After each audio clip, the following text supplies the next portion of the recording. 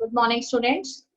So today we are going to start our next topic in chapter Microbes and Human Welfare, and that is microbes as biocontrol agent. So what we are going to study in this topic, how the different type of microorganisms which are present in our field, they act as suitable biocontrol agents. So first of all, we have to tell you what do you mean by the term biocontrol. Dear students, biocontrol refers to the use of all the biological methods that is used to control various type of plant diseases and the pest which generally destroy our plants. So what is the earlier technique or strategy we adopted for protecting our crop plants? So earlier we make use of different type of chemicals. These may be insecticides, pesticides. Both these chemicals, they are quite helpful in protecting our crops from diseases, and also they increase our yield. But these insecticides and pesticides, they are very much harmful and extremely toxic to human beings as well as animals too. They have a polluting effect on our environment. They totally cause pollution of our soil, air, water, fruits, vegetables, and various types of crop plants. Whenever we use again and again pesticides, these pesticides, they totally pollute our soil. They totally destroy the fertility of the soil, and the soil becomes unfit for growth of crops in future. Students, under biocontrol agents or biological control methods, we generally adopted those methods in agriculture that are based on the principle of natural predation. Instead of introducing any type of chemicals here, we have to focus on the prey-predator relationship, that is unnatural predation techniques. So here I want to say that it is based on the principle that if we have more diversity in our field, that this means our field is much more healthy. If we have variety of animals or microorganisms in our field, then these microorganisms, they act as beneficial agents for our crop plants. We need not to spray different type of fertilizers, insecticides, weedicides, fungicides, which are polluting our environment. So here we have to focus on certain microorganisms that are already present in our field. We have to know the prey-predator relationship so that we assigned a task to these predators, that how they have to keep a check on the growth of population of the prey. So in this way, our task of protecting our crops is also fulfilled, not by spraying any kind of fertilizers, but these predators, they manage all the things which we require. So what the scientist said, it is a holistic type of approach, because here there is an interaction present between numerous animals that are already living in our field. In this method, eradication of the pest is not desirable. As you know that these pests, which we generally call the insects, they are the beneficial uh, agents in our field, because there are certain other predators or other parasitic insects which are dependent on these pests for obtaining their food. If we kill these pests or insects, then these predators, they also dies. So biocontrol methods, it generally focus on greatly reduces our dependence on toxic chemicals and pesticides. So for successful functioning of this biocontrol farming, we must become familiar with various types of the life forms that are present in our field, in the form of predators, in the form of pests. We also have to study the life cycle of these prey and predators. Their pattern of feeding should be known to us. And what kind of habitat they generally prefer to live, that we must know. Then only we can utilize these biocontrol methods. Yes, student, here I am going to discuss the examples of some microbes which act as biocontrol agents. So we have seen one beetle, that is beetle with a red and black marking, known as the ladybird, and dragonflies that are also known to us. They have transparent wings. They are quite beneficial for our field because they help to get rid of aphids and mosquitoes. They generally destroy the crop plants or eat the leaves of our crops. So there is one another bacterium, and the name of the bacterium is Bacillus thuringiensis, that is BT. So it is introduced in the field, and when it is introduced in the field, it usually kills the larvae, or you can say the caterpillars of butterfly. So these Bacillus thuringiensis, they are generally available in the form of sachet, in which dried spores of this bacterium is there. We have to mix it with water, and then we spray this water containing these dried spores over our crops, on the leaves of our crops. Then what happens? We generally you adopt this technique for spraying on brassica plants, which is mustard plant, and fruit trees.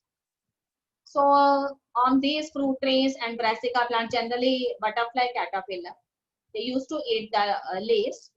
So whenever these insect larvae, they eat the leaves of these plants where we have sprayed this BT bacteria. So what happened? The toxic chemical that is released by this bacterium, which is known as BT toxin, it gets entered into the gut cavity of the insect. It causes the lysis of the insect gut wall, and in this way the larvae, it gets killed. So there is several other plant pathogen. For example, there is a fungi known as a trichoderma, and it is a free living fungi, very common in the root system of various plants. You know that if the roots of the plant it gets infected, the plant dies very soon. So these trichoderma fungi, they act as effective biocontrol agents for killing several pathogens which generally affect the root system of the plants. So these trichoderma fungi here act as the biocontrol agents. Yes, student, there is special class of viruses known as the baculoviruses. And these baculoviruses, they are actually the pathogens, and they attacks insects and other arthropods, which causes diseases in plants. So this majority of baculoviruses, they can be used as biocontrol agents. So there are special class of these baculoviruses known as nucleopolyhedrovirus. So these viruses, they are the excellent agents because they are species specific. This means they are specific class of neuropolyhedrovirus. They act on specific type of pathogens, insects or arthropods, and they have a narrow spectrum range of insecticidal applications. That means they are only destroy the target pest. They will not cause any harm to other microorganisms that are present in the field as well as the other plants too. So they do not show any kind of impact over plants, mammals, birds, fishes, and other non-target insects. So that is quite beneficial for the field. So this technique is especially desirable when beneficial insects, they are being conserved. So this helps in overall integrated pest management program. And in this way, we can treat a particular area ecologically. Yeah, student, here the pictures of various microorganisms and small animals that act as biocontrol agents is visible to you. First is the ladybird beetle having black and red markings. Second is of a dragonfly. Third is BT, that is Bacillus thuringiensis bacterium. And fourth, I have shown you the Bt cotton, which is actually formed with the help of this toxin which is released by Bacillus thuringiensis. And this is a genetically modified crop of cotton. And here I have shown you the there's a special type of fungi known as a trichoderma fungi. Then in the last we have baculoviruses, and special class of baculoviruses known as nucleopolyhedrous virus that is known to us. So they have a narrow spectrum range of insecticidal applications. They are not destroying the non-target insects or pests. Yes, student, in the next topic, I am going to tell you that there are certain microorganisms which are playing the role of biofertilizers. By fertilizers, we always meant that there are certain chemicals which we have synthesized in the laboratory. And these chemicals, they are used generally by us to protect our crops from various types of pests and to enhance the crop production or yield from our crop. So here I am going to tell you the role of microbes which act as biofertilizers.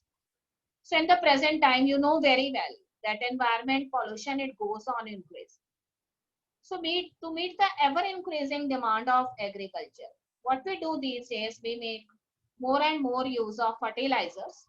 And these fertilizers, though they are helpful in increasing our yield, in increasing our crop production, but they are side by side also contributing significantly to pollution. So to avoid overuse of these fertilizers, the farmer, they use the techniques of organic farming. Students, what are biofertilizers? Actually, these biofertilizers are the organisms that enrich the nutrient quality of the soil. And these fertilizers may be of different types. It may be fungi, it may be bacteria, or cyanobacteria, or blue-green algae. So here I am going to tell you the example of rhizobium. You know the bacterium rhizobium. It is found in the root nodules of the leguminous plants. And here it lives as symbiotic association with the roots of the plant. And he obtained food from the plant, and in return it fixes nitrogen for the plant, which is an essential nutrient for the plant. So these bacteria, they are generally found in our field, and they fix atmospheric nitrogen in our organic farm. So we need not to spray any kind of fertilizer. Yes, student, there are some other bacteriums beside this rhizobium, which are also found free living in our soil, such as Azospirillum, Azotobacter. They also enrich the nitrogen content of the soil. You also have heard about the mycorrhizal association. So what is mycorrhiza? Mycorrhiza is a symbiotic association of a fungi with the roots of the plants or trees. So these fungi symbiote. In these association, they are playing variety of roles. They absorb phosphorus from the soil and they pass it to the plant for the metabolic activities. Not only this, they also shows a resistance to the various root-borne pathogens. Besides these, they also cause tolerance in plants against salinity or saline soil or drought-related conditions. It also have an overall increase in the plant growth and development. Okay, we have also heard about the cyanobacteria, which are known as the blue-green algae. So these are actually the autotrophic microbes, and they are found in both type of habitat, that is aquatic and terrestrial habitat. They fix nitrogen for the plants. You have seen these cyanobacteria in the paddy field. Here different type of cyanobacteria are there. These may be Anamina, nonstop, or Coeletoria. So in the paddy field, what these cyanobacteria do, these cyanobacteria, they serve as an important biofertilizers. They add organic matter to the soil, and in this way they increase the fertility of the soil by maintaining so many essential nutrients in the soil. So students, here the pictures of various microorganisms is visible to you. Here I have shown the picture of root nodules of the leguminous plants where the Rhizobium bacterium lives. Next we have Azospirillum, then Azotobacter, which are the free living bacterium fixes nitrogen. And here I have shown you the non-stalk algae, you can say non-stalk or Anabina. And in the last, the picture of oscillatory algae is visible to you. So that's all in today's lecture, students. So here you are getting very much surprised that we always think microorganisms as pathogens that they are causing diseases in us. But after studying this chapter, we are now well familiar about the various type of microorganisms which are not pathogenic to us, whereas they are playing variety of roles for human welfare. That's all in today's lecture, students. Have a nice day.